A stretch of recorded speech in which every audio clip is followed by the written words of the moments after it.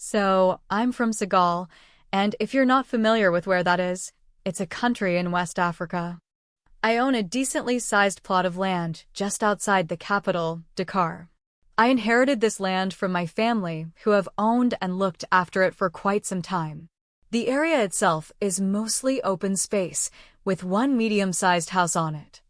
I don't live there full-time because I have my own home in Dakar, but I do visit every now and then to check in and make sure everything's okay. Sometimes I even stay there when I want to get away from the city for a bit.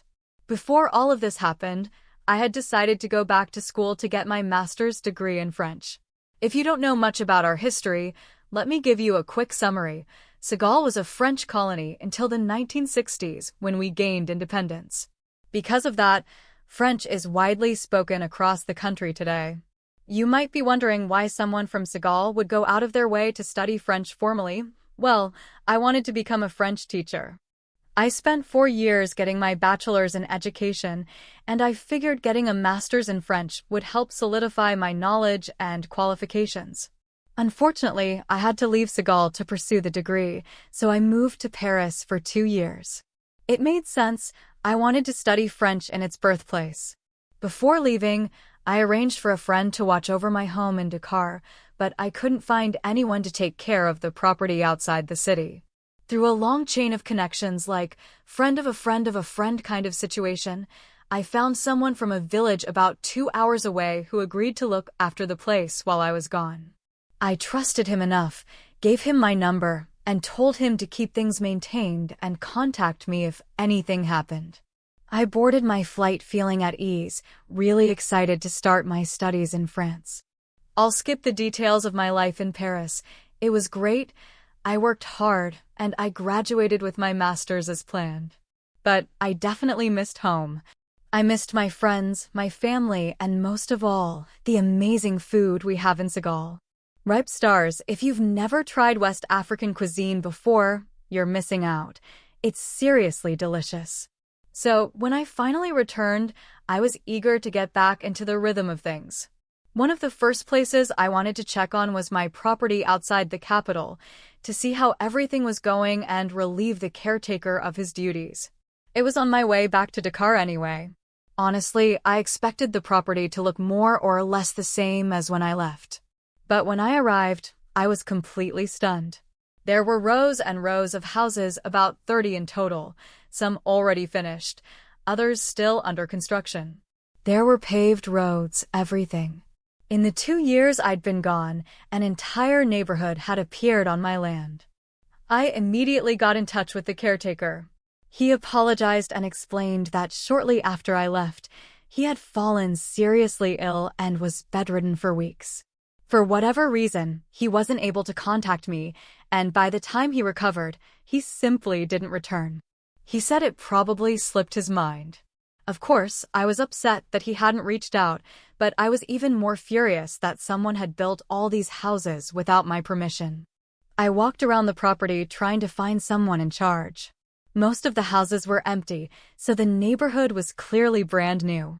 Eventually, I came across a group of workers building yet another house. I approached a man in a white hard hat, the foreman, and asked if he was in charge. He turned to me annoyed and told me I couldn't be there because it was private property and unsafe. I couldn't help but laugh. He was telling me that this was private property. I told him I was the owner and that I had every right to be there. I asked again if he was in charge, and after hesitating, he admitted he was. I explained that I had been away studying in France and that I had just returned. I told him to stop construction immediately. Of course, I didn't have any documents on me proving ownership. I had just gotten off a plane with suitcases, probably looking like a tourist stirring up trouble. In hindsight, I should have dropped off my things and come back with proof, but I was too angry to think clearly.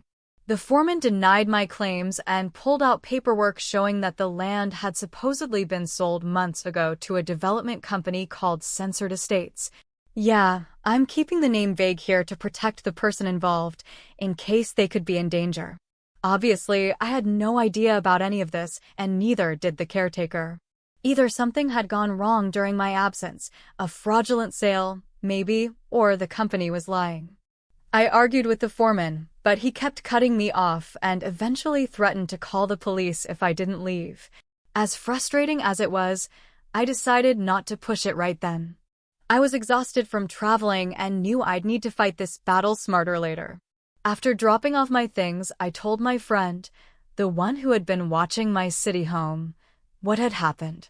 He strongly advised me to take legal action, saying there was no way my land could have been sold without my knowledge. After getting some much-needed rest, I contacted a lawyer and laid out the whole story.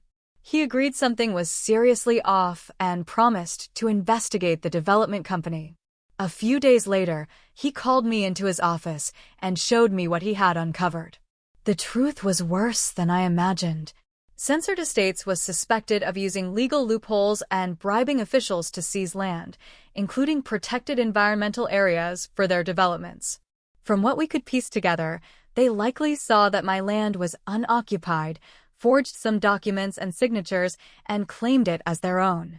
My lawyer dug deeper and found more evidence showing that this wasn't the first time they had done something like this. Online, I found stories from other homeowners and small business owners claiming the same thing, that the company bought their land when they never wanted to sell in the first place. It was clear this was a pattern, and everyone who had tried to fight them lost. But I believed in my lawyer, and I wasn't about to let some shady company steal my family's inheritance. So I filed a lawsuit against Censored Estates. I also reached out to the caretaker again. Even though he wasn't around when the construction started, his testimony could help show how the company took advantage of our absence. That's basically how my lawyer wanted to build the case. I also talked to some neighbors who lived nearby. They had seen everything unfold and were willing to support my side of the story. So, when I talked to the neighbors who lived across from my property, they said they were just as shocked as I was when construction suddenly started. They knew I had been away and that there was no way I would have sold the land without telling anyone. They agreed to testify in court and back up what I was saying. Once we actually got to court, the development company, Censored Estates, tried to play it off like everything was legitimate. They presented forged documents, trying to make it look like I had sold them the land. At first, that did seem to sway the judge in their favor. But once my side started presenting our case, the truth became impossible to ignore. The caretaker and I both explained how we were absent during those 2 years, which my lawyer used to highlight exactly how this company saw an opportunity and took advantage of it. The neighbors also testified that they noticed the company starting work around the 2nd year I was gone. We backed all of that up with actual proof, my original land documents, which showed clearly that I had always owned the property and had never sold it to anyone. My lawyer also managed to bring in other victims of Censored Estates. These were people who had gone through the exact same thing: fake documents, illegal land grabs, companies taking advantage of vulnerable situations. The company tried to claim these people were lying or had been paid to testify against them, but further investigations proved otherwise. All of our stories checked out. This case actually started getting some attention locally. It popped up on social media, where people began exposing Censored Estates for the corrupt operation they really were. Locals were posting online about how awful the company was, calling out their selfish and unethical actions. That public pressure definitely played a role in turning things in my favor. Eventually, the court ruled in my favor, not only recognizing me as the rightful owner, but also ordering the company to demolish every single house they had built on my land. They were also required to reimburse me for damages and even pay compensation for emotional distress. To add insult to injury for them, they wouldn't be getting any money back for the resources they had poured into illegally building on my property. So, basically, they lost big time. But that's not even the end of it. About a month after I won the case, I saw a news story that made everything feel even more justified. The CEO of Censored Estates and several high-ranking officials involved in these schemes were being charged with criminal offenses. Because of how much attention my case received, local authorities decided to dig deeper into the company, and what they found confirmed everything we had suspected. They officially exposed Censored Estates for using illegal tactics to acquire land and now those responsible were facing real consequences. Seeing justice served like that was incredibly satisfying. This wasn't just about my land anymore. It became part of something bigger, a reckoning for a company that had taken advantage of too many people for too long. When I spoke with the neighbors who lived near my property, they told me they were genuinely shocked when the company started construction. They knew I was away and that there was no way I would have sold the land without telling anyone or making it public. Because of that, they agreed to testify in court and help make the truth known. Once we got into court, censored estates tried to act like everything was above board. They brought out forged documents, trying to convince the judge that I had sold them the land. At first, this did seem to work in their favor. The judge looked convinced. But as soon as my side began presenting our testimony, the real story became impossible to ignore. The caretaker and I both explained how we had been absent during those 2 years. My lawyer used that to clearly show how the company had seen an opening and taken advantage of it. The neighbors also confirmed what we suspected. They testified that they noticed the company starting construction around the second year I was gone. We backed all of this up with actual evidence. My original land documents, which proved beyond a doubt that I had always owned the property and had never sold it to the company. My lawyer even managed to bring in other victims of censored estates, people who had gone through the exact same thing. These were homeowners and small business owners whose land had been taken using fake paperwork or by exploiting moments when the rightful owners were unavailable or vulnerable. Censored estates tried to discredit these people, claiming they were lying or had been paid to testify against the company. But further investigations showed that wasn't true at all. Our claims were real, and the stories matched up. This case actually gained some serious local attention. It started showing up on social media, where people began calling out censored estates for exactly what they were, a group of crooks taking advantage of others. Locals from nearby areas were posting online about how awful the company had been to them, sharing how selfish and corrupt their actions were. There was definitely a lot of back and forth in court, but the pressure from the public played a big role in shifting things in my favor. In the end, the judge ruled completely on my side. Not only did he confirm that the land was mine, but he also ordered the company to demolish every single house they had built on it. They were required to reimburse me for damages and even pay compensation for emotional distress. What really added insult to injury for censored estates was that they wouldn't be getting any money back for the resources they had spent illegally building on my land. That meant they lost not just the land, but also all the time, effort, and money they had invested into their unauthorized development. But it didn't stop there. About a month after I won the case, I saw a news update that made everything feel even more justified. The CEO of censored estates and several top officials involved in their shady operations were now facing criminal charges. All of this came about because the case had drawn so much public attention and pressure that local authorities decided to dig deeper into the company's practices. They officially exposed censored estates for using illegal tactics to take over land and build their developments. Seeing justice catch up to them was incredibly satisfying, not just for me, but for everyone they had wronged. This wasn't just about my property anymore. It had become part of a larger reckoning for a company that had gotten away with far too much for far too long. So, the best part of all of this? All of the illegally built houses on my land were ordered to be torn down, and the land was finally going back to its rightful owners, people like me who had been taken advantage of. Winning the case not only gave me peace of mind, but also came with a nice financial reward. Because of that, I decided to use some of the money to build something new on the property, a bigger, more modern house that I could enjoy whenever I wanted to get away from the city. But I didn't just want a bigger house. I wanted one that was sustainable and eco-friendly. I made sure the design focused heavily on green building practices and minimizing environmental impact. The reason I did this wasn't just because I'm an environmentalist. I wouldn't say I'm super devout in that way, but I do care about the future of our planet. I wanted to take a stand against companies like censored estates that try to exploit land for profit without caring about the consequences. If more people took small actions like this, Maybe it would help prevent similar situations from happening again. Overall, I felt really good about how everything turned out. I got my land back, stood up to a corrupt company, and even ended up with a nicer place than before. If you enjoyed this story, please don't forget to subscribe. It really helps the channel grow. And now, on to the next one. This next story is titled, Make Me Stay Late for Not Being 15 Minutes Early. I'll show you how early I can be. So here's what happened. I used to work at a casino as a dealer, and we had a pretty standard shift system. It was first in, first out, which meant if you started your shift at 7 p.m., you'd get to leave earlier than someone who started at 8 p.m. once tables started closing down and they could send people home. Simple enough. Now, if multiple people started at the same time, there was a rotating schedule to decide who got to leave first.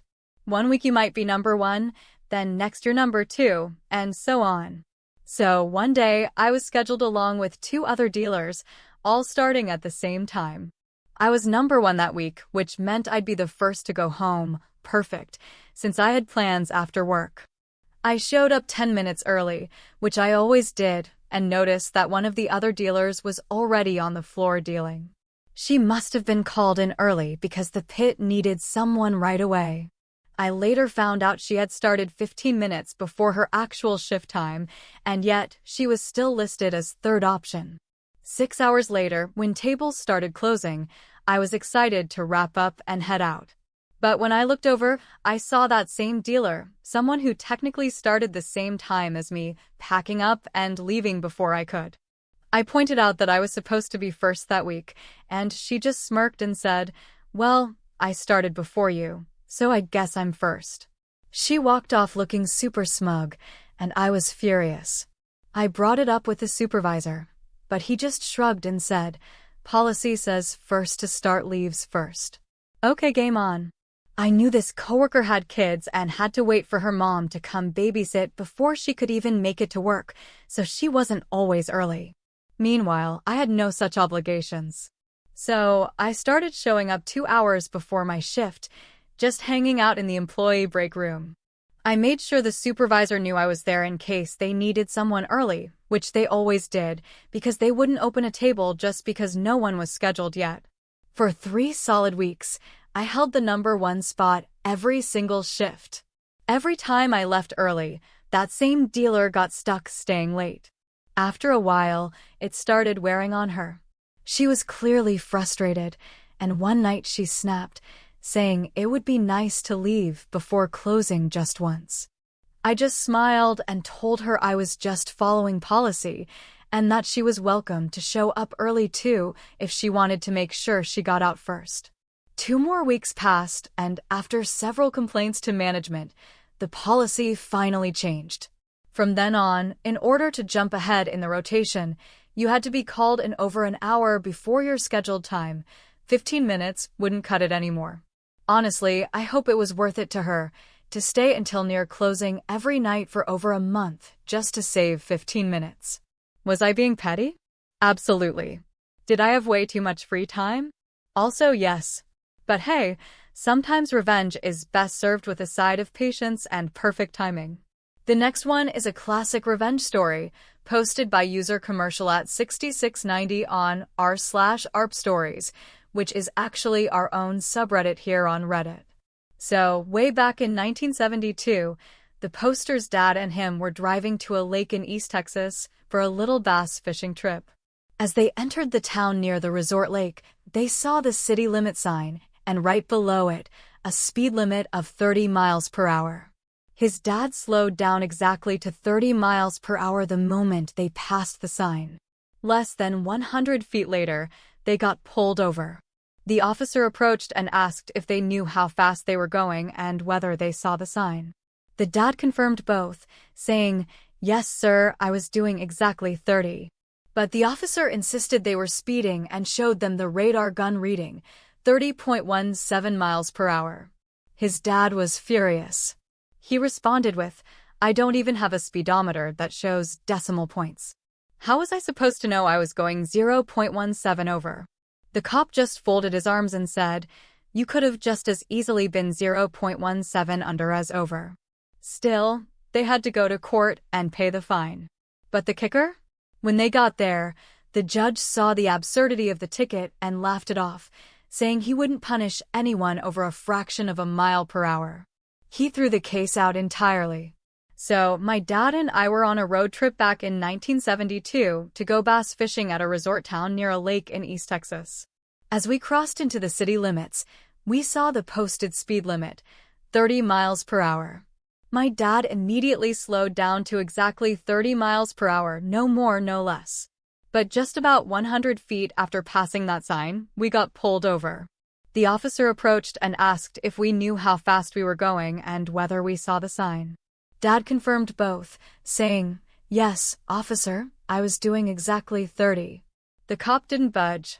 He showed us the radar gun reading, 30.17 miles per hour. Yep, he had pulled us over for going 0.17 miles over the speed limit. Dad was furious. He pointed out that most cars don't even have a speedometer precise enough to register tenths of a mile per hour. How was I supposed to know I was going 0.17 over? He asked. The officer folded his arms and said, "Well, you could have been 0.17 under instead of over." We ended up having to go to court to pay the fine. But when they called our case, something unexpected happened. My dad started chatting with the judge about fishing. Turns out, it was one of the judge's favorite hobbies too. They talked for about 15 minutes before Dad casually mentioned that he was actually in town to review the resort for one of the biggest fishing magazines at the time. After paying the fine and thanking the judge, we went on our way.